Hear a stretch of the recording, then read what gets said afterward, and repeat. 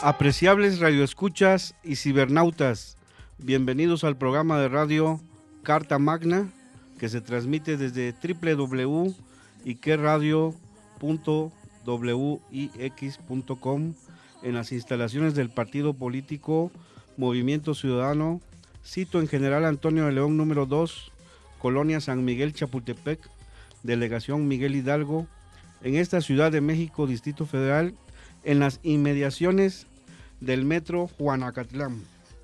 Su servidor, el doctor en Derecho Julio César Palacios Escobar, y la licenciada en Derecho Sara Ayala Vázquez.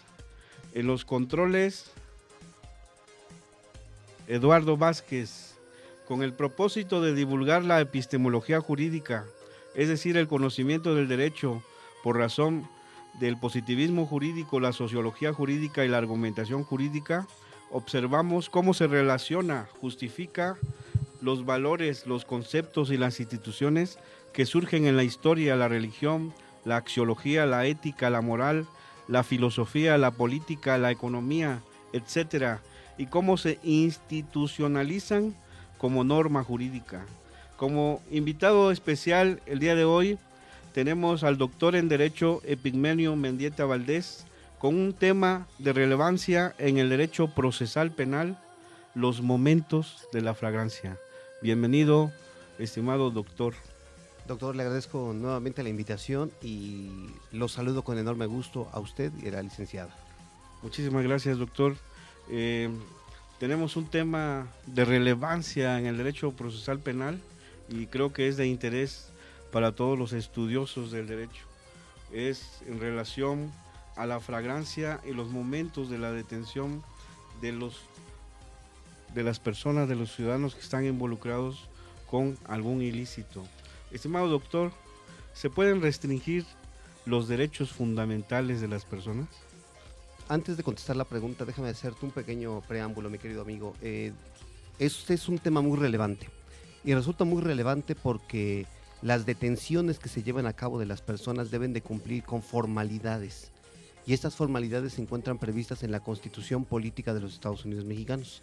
De tal manera que el tema que vamos a tratar en este momento resulta de relevancia para todos los habitantes de este país.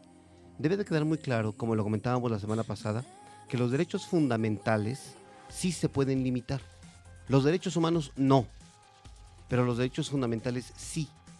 Concretamente, el derecho fundamental del cual vamos a hablar esta tarde es el derecho fundamental a la libertad personal. Si me lo preguntas de manera directa, yo te diré que la libertad personal sí se puede limitar. Pero ahora si me lo preguntas en qué casos, yo te diré que la libertad personal se puede limitar mediante una orden de aprehensión. Después, mediante una flagrancia. Después, un caso urgente que está previsto también en la Constitución. Después, un arresto administrativo, un arraigo, y la última manera en cómo se puede válidamente limitar la libertad de una persona es con una detención material con fines de extradición. De estas formas sí se puede detener a una persona y se puede limitar perfectamente la libertad personal. Muchas gracias, doctor. Buenas tardes, doctor. Gusto en tenerlo en el programa. Yo quisiera preguntarle, ¿qué derecho fundamental se restringe en la detención de la flagrancia y caso urgente? Bien, el derecho fundamental que se va a limitar es materialmente la libertad personal, pero aunque no se trata del único, licenciada. Mire usted, si se va a detener físicamente a una persona, habrá que hacerlo de conformidad con las formalidades que establecidas en la Constitución. También ahí hay otro derecho fundamental en juego, que es el de la legalidad. Y habrá que hacerlo cumpliendo con las reglas del debido proceso. Ahí está otro derecho fundamental. Por tanto, cuando se detiene a las personas, no podrá hacerse poniendo en riesgo su integridad personal. Ahí está otro derecho fundamental. Y uno más que podríamos poner en juego es seguridad jurídica. Yo tengo la seguridad jurídica, y lo diré así, que no puedo ser detenido. Tengo la seguridad jurídica que si soy detenido, tendrá que ser en cumplimiento de una orden expedida por autoridad judicial. También tengo la seguridad jurídica de que si soy detenido, me tendrán que hacer plenamente todos mis derechos. Después tengo la seguridad jurídica de que esos derechos están previstos en la Constitución y que todos me van a ser respetados. Y de manera importante o relevante, el derecho a tener un abogado, a que me lleven ante un juez, a que yo me pueda comunicar con las personas de mi confianza, a que sea informado sin demora del cargo o cargos que existen en mi contra y sobre todo, de manera importante, conocer plenamente, además de las personas que están en mi contra, todos los datos que existan en la carpeta de investigación y con los cuales se me pretenden incriminar. Esos serían los derechos fundamentales. Y todas las garantías de audiencia que tienen ahora podemos denominar a las personas, ¿no? Antes eran los individuos, hoy en día tenemos que señalar la persona. Es lo que técnicamente describe la Suprema Corte de Justicia de la Nación como reglas de debido proceso. Te lo digo en dos palabras. Se puede limitar la libertad de las personas, sí y solo sí, cuando se respetan las reglas de debido proceso. De manera contraria, no. Excelente, doctor. Y tenemos aquí algo muy importante. ¿Cuáles son los 7 momentos de la detención en flagrancia? Fíjate que esto es algo que yo he venido construyendo, doctor. Este tema de los 7 momentos es algo que yo he construido y que es derivado de una interpretación que he hecho directamente a la Constitución Política de los Estados Unidos Mexicanos, desde luego a diversos tratados internacionales suscritos y ratificados por México y en concordancia con el Código Nacional de Procedimientos Penales. Déjame describírtelo así. Hay quien piensa que la flagrancia se integra solamente de 2 hipótesis procesales, es decir, que se actualiza en el mismo momento de estarlo cometiendo o inmediatamente después de haberlo cometido. Esas son las 2 hipótesis de las que habla la Constitución. Déjame decirte que el artículo 146 del Código Nacional de Procedimientos Penales no habla solamente de 2 hipótesis, describe hasta 7 hipótesis, lo cual en mi concepto podría estar ahí en su contenido de manera contraria a lo que prevé la propia Constitución. Sin embargo, para acreditar la detención en flagrancia y la puesta a disposición del imputado ante el juez de control, habrá que acreditarse 7 momentos procesales, que si tú me lo permites, te los iré exponiendo poco a poco. Claro, doctor, con muchísimo gusto. Se nota que es un tema de suma relevancia y de mucho interés. Así es, el tema resulta relevante porque, como ya lo dije, lo que se van a limitar son derechos fundamentales: libertad personal, seguridad jurídica, debido proceso, y todos ellos van a ser calificados por un juez. Por tanto, entonces yo podría empezar a relatártelo como que el primer momento tiene que existir en el momento generador del hecho. ¿A qué hora se suscitó el evento que motiva la intervención de los elementos de la Secretaría de Seguridad Pública o Policía de Investigación, o incluso cualquier persona? Ese momento generador del hecho es indispensable en materia de derecho penal. ¿Por qué? Porque el derecho penal va a actuar en contra de una persona determinada, pero por hecho determinado. Y de acuerdo con nuestra teoría del delito, para que exista un delito necesariamente tiene que haber la manifestación de una conducta. Y esa conducta tiene que adecuarse a lo descrito por un tipo. Entonces, al actualizarse un movimiento de voluntad libre, consciente y con un ánimo, y al ponerse en el supuesto del bien jurídico tutelado por el Estado, que es el tipo, por lo tanto lo que se afecta es el bien jurídico tutelado por el Estado. Y entonces se actualiza la antijuridicidad. Y lo que nos hará falta entonces es hacer el vínculo de atribuibilidad para acreditar la culpabilidad.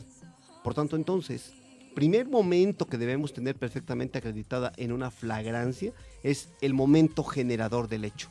¿A qué hora se suscitó el evento que tiene o que con el cual supuestamente se afecta la esfera jurídica del bien jurídico tutelado por el Estado? Ese es importantísimo para acreditar el segundo momento al que me voy a referir en este momento. Segundo momento es el momento de la intervención. Yo te pregunto aquí, doctor, si se generó un hecho constitutivo de delito, ¿quién intervino para detener físicamente a la persona? Puede ser cualquier persona que esté presente. Perfecto. Pero puede ser esa persona, entonces, ¿verdad que me tendrá que describir las circunstancias del por qué intervino? Claro. ¿Quién le pidió su intervención? Sí. ¿Quién le solicitó su ayuda? ¿Lo hizo a mutuo propio? ¿Él vio físicamente los hechos? ¿A él le consta? ¿Te das cuenta entonces cómo la persona que interviene se puede convertir en ese momento en testigo? ¿O Claro. ya es un testigo? Sí, de hecho ya está formando parte, ¿no?, de ese hecho como una persona que observa y que está formando parte del suceso como un testigo. Por tanto, entonces, yo necesito dentro de la carpeta de investigación la declaración de esa persona que haya intervenido.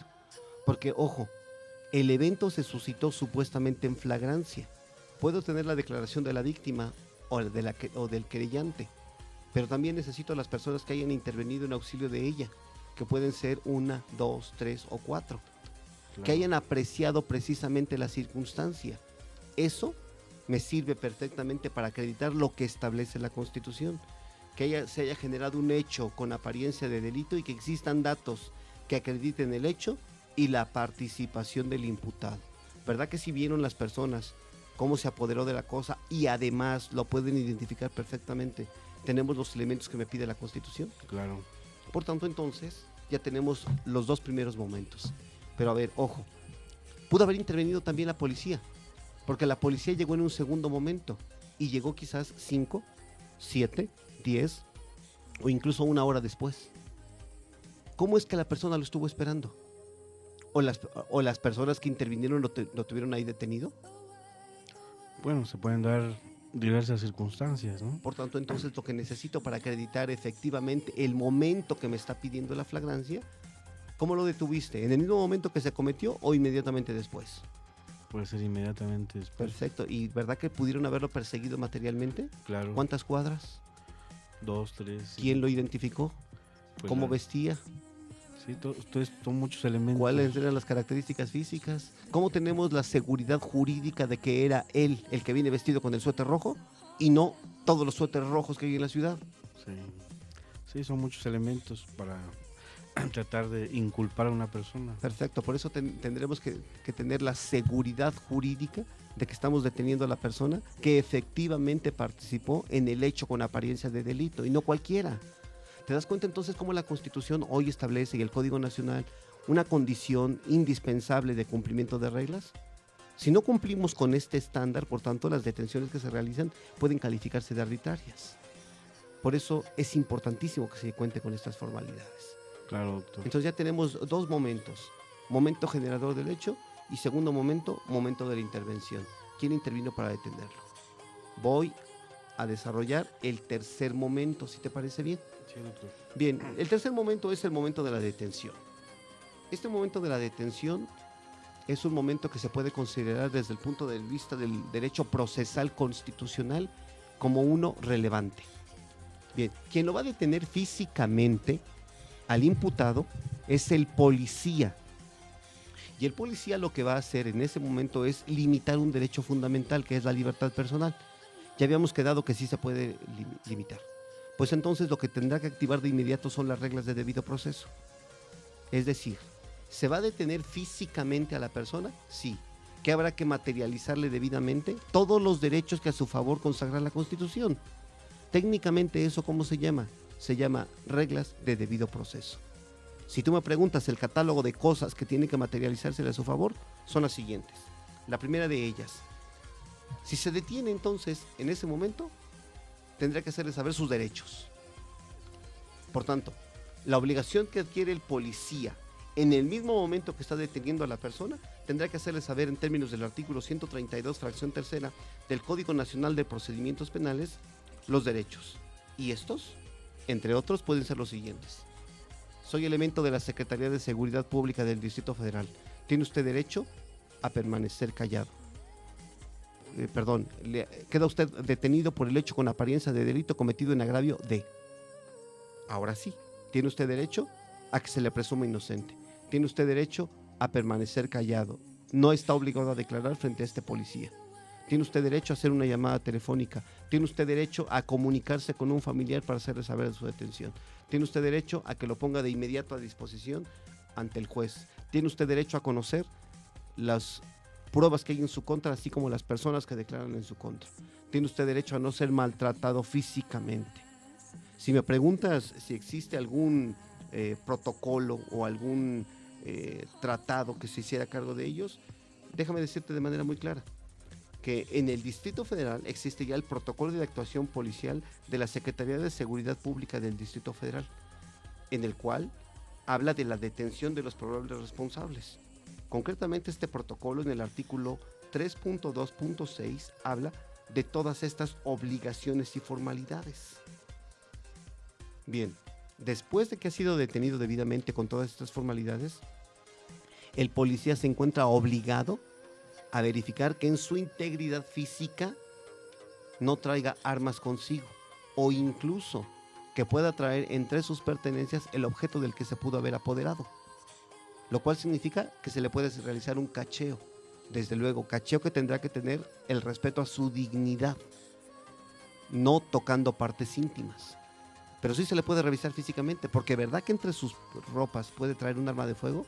Claro. Y ¿verdad que entre sus ropas también puede traer un instrumento con el cual puede lesionarse o lesionar a una tercera persona? Claro. Por eso es importante entonces revisarlo físicamente en términos del artículo 268 del Código Nacional de Procedimientos Penales. Estimados amigos, vamos a un corte y regresamos en un momento. Amigos, regresamos al programa Carta Magna. Estamos con el doctor en Derecho Epigmenio Mendieta Valdés, quien nos está desarrollando el tema de los momentos de la detención en flagrancia. Adelante, doctor. Gracias, doctor. Continúo con la explicación del tercer momento. Te comentaba, doctor, que en este tercer momento se va a llevar a cabo la detención material o física del imputado.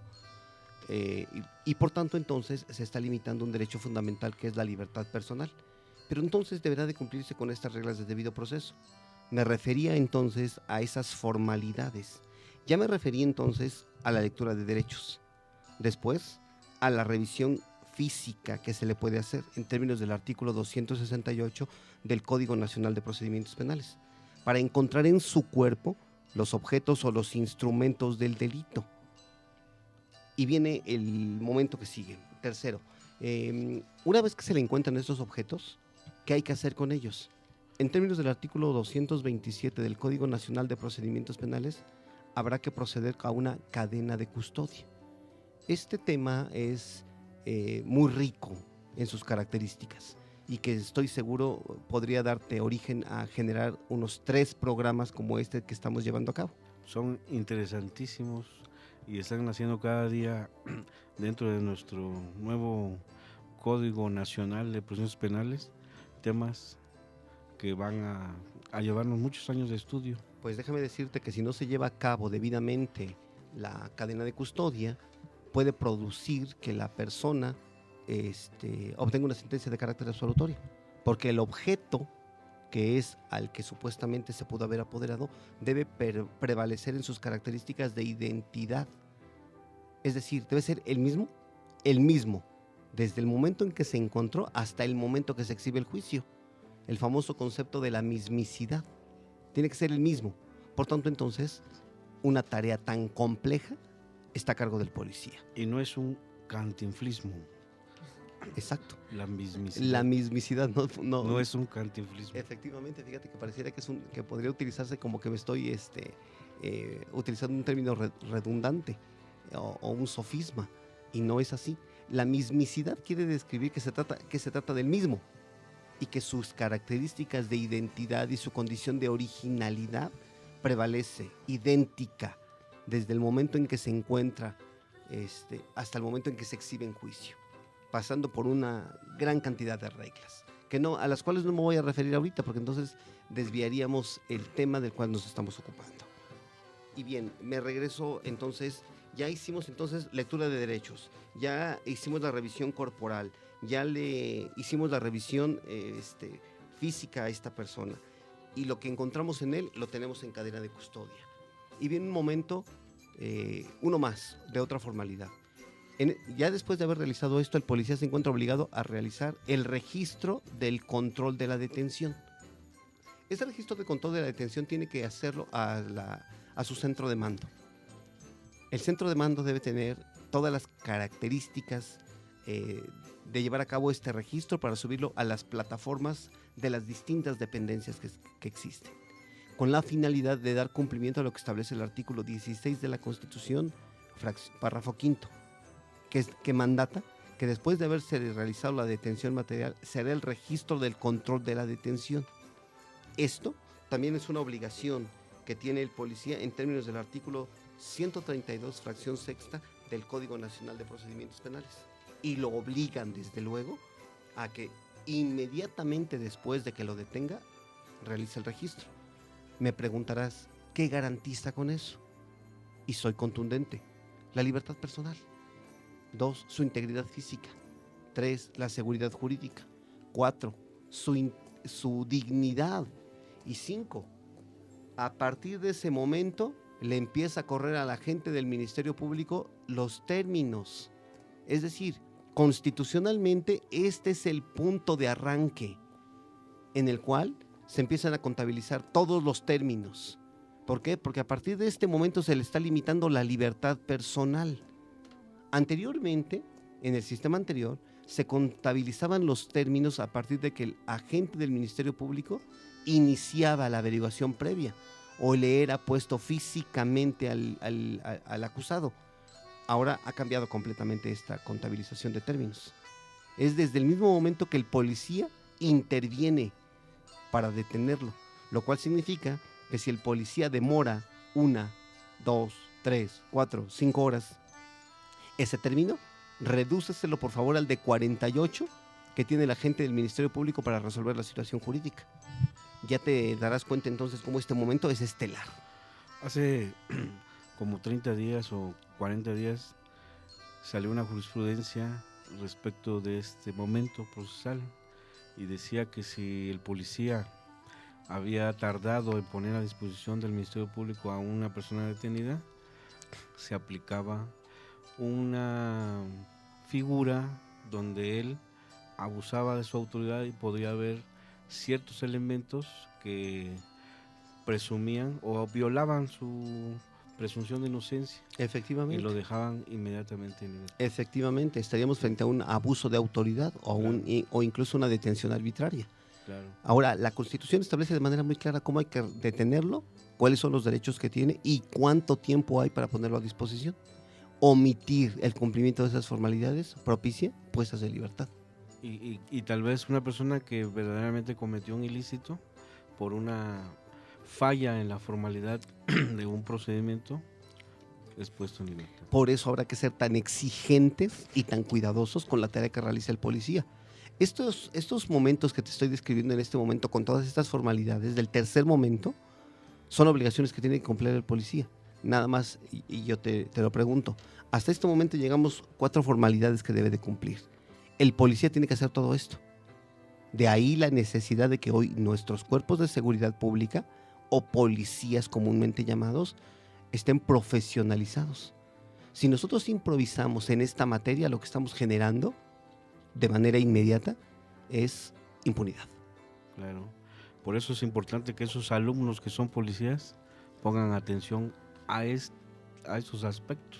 Y por eso los abogados litigantes hoy y los agentes del Ministerio Público deberán ser tan cuidadosos que todas estas formalidades que estoy describiendo ahora no se convierten simplemente en cuestiones de formalidad. No. Hoy tienen que estar perfectamente materializadas todas. Y aquella que no se cumpla debidamente es capacidad de los operadores del sistema hacérselo valer al juez de control. Y desde luego evidenciar la inconsistencia o incumplimiento de la formalidad que está prevista en la Constitución, en el Código Nacional y que no se llevó a cabo. Excelente, doctor. Continúo entonces con esto. Ya tenemos entonces la lectura de derechos, ya tenemos la revisión física, ya tenemos la cadena de custodia, ya tenemos el registro de control de la detención y ahora vamos a la actuación que sigue, certificado médico. La persona detenida tendrá que ser certificado médicamente. ¿Qué garantizamos con ella? Que le fue respetada su integridad personal. El artículo 5 de la Convención Americana de Derechos Humanos garantiza que todos los estados que la suscribieron, entre ellos México, se compromete a que las personas que son detenidas físicamente van a ser respetados en su integridad física, psíquica y moral. Nada más imagínate la obligación que adquirimos. Sí. Física, psíquica y moral. Muy difícil la tarea que tiene el policía y el Ministerio Público. Y el Estado mexicano en su conjunto. Sí. Porque si ahora me preguntas quién es el obligado, te diré que todas las autoridades en el ámbito de sus respectivas atribuciones. Artículo 1 constitucional, párrafo 3. Sí, Entonces, la tarea hoy es enorme. difícil. Bien, un punto final. El policía entonces está obligado a generar un informe. Y ese informe hoy recibe la denominación de informe policial homologado. Ese informe policial homologado se va a convertir en la descripción detallada a través de la parte técnica, táctica y operativa que debe de generar el policía con motivo de su intervención. ¿Queremos saber qué hizo el policía? Ahí debe de decirlo. ¿Queremos saber cuántas personas participaron? Ahí debe de decirlo. Y queremos saber todas las características técnicas que se generaron con motivo de su intervención, que ahí no lo cuente. ¿Para qué? Para que con base en esa información justifiquemos todo lo que haya sucedido en ese evento. Y finalmente, la puesta a disposición. Después de esto, es ahí cuando físicamente se le va a entregar ya el detenido a la gente del Ministerio Público. Y con ello, doctor, daríamos paso al cuarto momento de la detención en flagrancia. Lo cual significa entonces que ya estamos frente a uno más. Este cuarto momento se describe técnicamente como el momento de la presentación del imputado ante el agente del Ministerio Público. Me preguntarás, ¿qué sucede en ese momento? El agente del Ministerio Público, después de recibirlo, dará origen al quinto momento, que es verificar, en términos del artículo 149 del Código Nacional de Procedimientos Penales, si la detención que se llevó a cabo del imputado cumplió con todas las formalidades. Es decir, con todo lo que te he descrito. Déjame enumerártelo nada más para que nuestros compañeros en el radio tomen nota. 1. Lectura de derechos. Revisión. De los objetos encontrados, habrá que registrarlos en cadena de custodia. Después, registro de control de la detención a la plataforma correspondiente de la policía que lo llevó a cabo. Certificado médico, informe policial homologado y puesta a disposición. Además, tendrá que verificar que no se encuentre físicamente lesionado. Si alguna de estas irregularidades o alguna de las formalidades que describí no se cumplieron, tendrá que ponerlo en libertad de inmediato, con una consecuencia de derecho ahí. El policía que lo puso a disposición, él no se puede ir, él se queda. Me preguntarás ¿para qué? Para continuar. Para llevar a cabo la investigación en su contra por un hecho con apariencia de delito.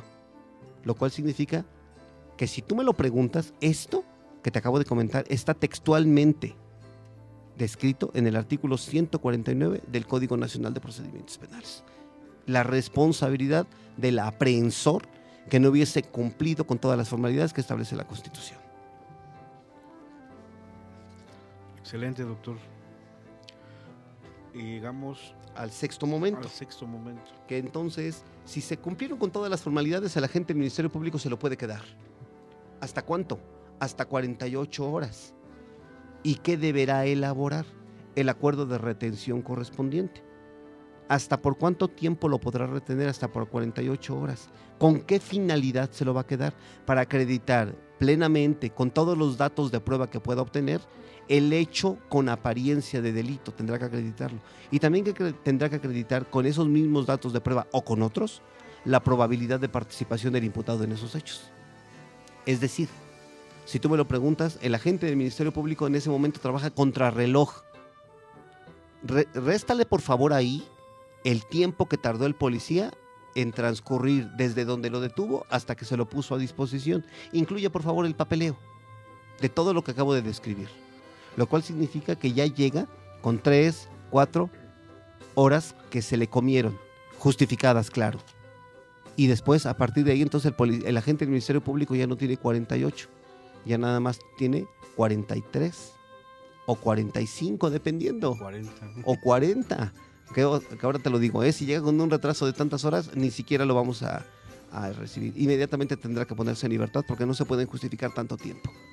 ¿Cuánto hemos justificado nosotros? Hemos justificado 15 minutos, 30 minutos, hemos justificado 1 hora y hemos llegado a justificar hasta por cuestiones de tráfico, por cuestiones de mover la grúa, por cuestiones de poner a disposición un tráiler de dimensiones importantes, hasta 5 horas, pero en casos muy, muy excepcionales. La regla dice inmediatamente. Y inmediatamente significa lo estrictamente necesario para trasladarlo desde donde lo detuviste al lugar donde está el primer agente del Ministerio Público. Y eso no puede demorar. Por tanto, estamos entonces en el último momento de ella. El momento de la puesta a disposición del imputado ante el juez de control para que se le formule imputación. Es decir, si decidió quedárselo, doctor, tendrá que haber acreditado plenamente que lo detuvieron con todas las formalidades. Y después debió haber recabado todos los requisitos que es indispensable para tener plenamente acreditado el hecho y plenamente acreditada la participación. Ahora sí, señor juez, te lo pongo a tu disposición. ¿Para qué? Para llevar a cabo la audiencia de control de detención a la que se refiere el artículo 307 y 308 del Código Nacional de Procedimientos Penales. Si tú me preguntas qué va a suceder en esa audiencia, te lo describo de manera muy rápida. Se va a calificar la detención de esta persona y la limitación correcta de los derechos fundamentales, 1, a la libertad personal, 2, a la seguridad jurídica, 3, a la legalidad, 4, a las reglas de debido proceso y 5, importantísimo, integridad personal. A todo esto, agrégale reglas de debido proceso. Es todo lo que va a pasar en esa audiencia. El juez de control va a ser el garante de tutelar todos estos derechos fundamentales que te he descrito. Qué difícil tarea lo del Ministerio Público.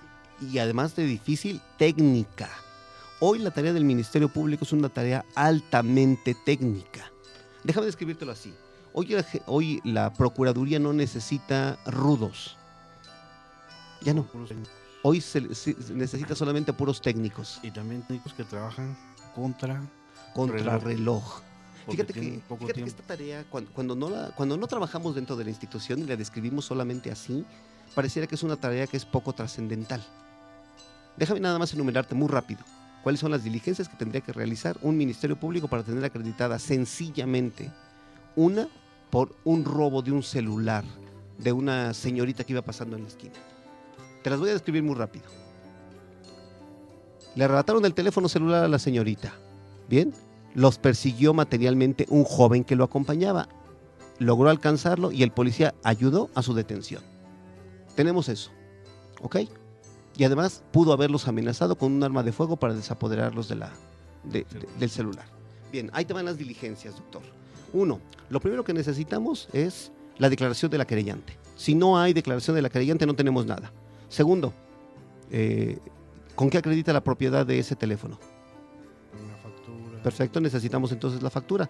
O una persona que se lo regaló. Perfecto, entonces necesitamos la declaración de preexistencia y falta posterior de lo robado y además de los testigos de que puedan acreditar fehacientemente que ese teléfono ella lo tenía. Ahora, en la persecución material del joven, ¿verdad que lo identificamos? Claro. ¿Cómo lo identificamos? Pues lo vio, lo persiguió y lo está señalando. Perfecto, su acompañante. Pero ¿verdad que también participó un policía? Claro. Bien, necesito entonces las declaraciones de esas dos personas. Del joven y del policía. Del joven y del policía, además de la declaración de la querellante. Claro. Bien, el policía cuando intervino, ¿verdad que cumplió con todas estas formalidades? Vea, lectura de derechos, hizo la revisión, hizo cadena de custodia, porque debió haber prevalecido cadena de custodia sobre el objeto que aseguró. Después hizo el registro del control de la detención, hizo el certificado médico, generó el informe policial homologado y finalmente puso a disposición. Déjame regresar. ¿Verdad que después de que llegó el imputado y lo pusieron a disposición, debió haberse generado de inmediato la intervención del abogado? Claro. ¿Sí? Bien. ¿Tenemos la seguridad que físicamente está íntegro? Pues con el certificado médico. Bien. ¿Verdad que pueden existir cámaras que pudieron haber apreciado ese hecho? En la vía pública ahora tenemos esas cámaras de seguridad. Bien, pues entonces necesitamos recabar esas cámaras. Necesitamos que de inmediato nos puedan hacer llegar esas cámaras a través de los sistemas de videograbación. ¿Verdad que del interior de algún centro comercial o de alguna tienda que hubiera estado por ahí cerca también pudo haber cámaras? Sí. ¿Verdad que necesitamos entonces mandar a la policía de investigación para verificar todos esos datos? Después, ¿verdad que el policía después se tendrá que trasladar al lugar donde se llevó a cabo el evento con la finalidad de verificar que el lugar existe? Claro. y que ese lugar efectivamente tiene las coordenadas que describe el testigo Sí. y que efectivamente pueden ser coincidentes esa declaración del testigo con la declaración de la querellante y con la declaración finalmente del oficial remitente. Claro. ¿Verdad que en ese momento hay una versión que es consistente respecto de los hechos? Exactamente. Bien, ahora pregunto, el objeto que le fue asegurado y con el que supuestamente amagó a la víctima, ¿verdad que tiene que estar debidamente salvaguardado? Bien, Sí. ahora, ¿qué hacemos con ese objeto? Pues con la cadena de custodia, Mandarlo a pasarlo. peritos.